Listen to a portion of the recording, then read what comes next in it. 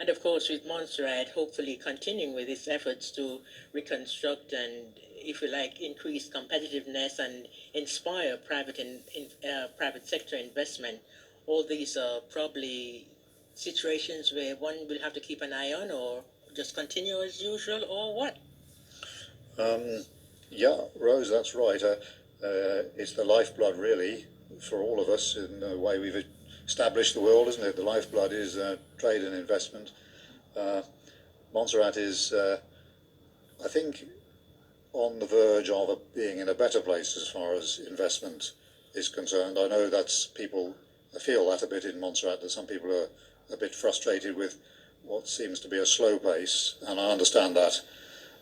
But we are on the verge of quite a sea change, I think, in investment flows. If you take the breakwater, for example, that is approved, the funding's approved. The Premier and his team have been able to add some money to the basic breakwater investment so that there's some additional money to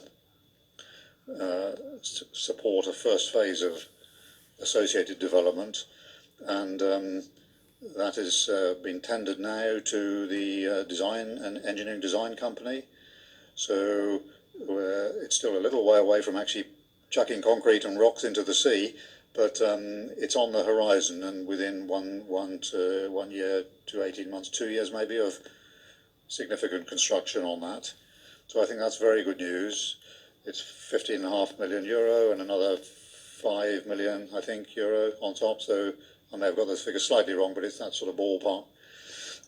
Then we've got the DFID provided big capital investment program, major infrastructural investment program. We've just had another sort of leadership level discussion of that last week, which I think went reasonably well.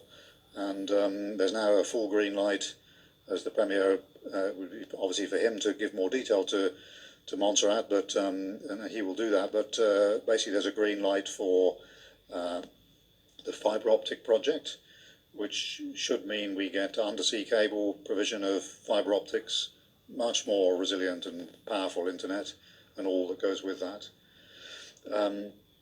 We should also get a package to improve our airport, in particular some very necessary resurfacing work and some supporting improvements in some of the infrastructure. So that, I think, is very good news. There's a package of work around road and bridge improvements, which is in the system. Doesn't yet have quite that full green light, but is close to it. And then there's important work on the hospital, new hospital, and a housing proposal from the government here, help on improving some social housing. And those two need a little more work to sort of bottom out exactly what is the best way forward, but the approval in principle is there, and the total package is around 30 million UK pounds for that.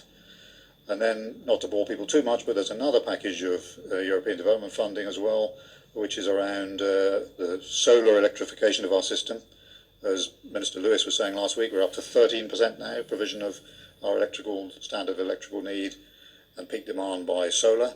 Should be up to 40% plus by the early part of next year, and that's with support from the European Union.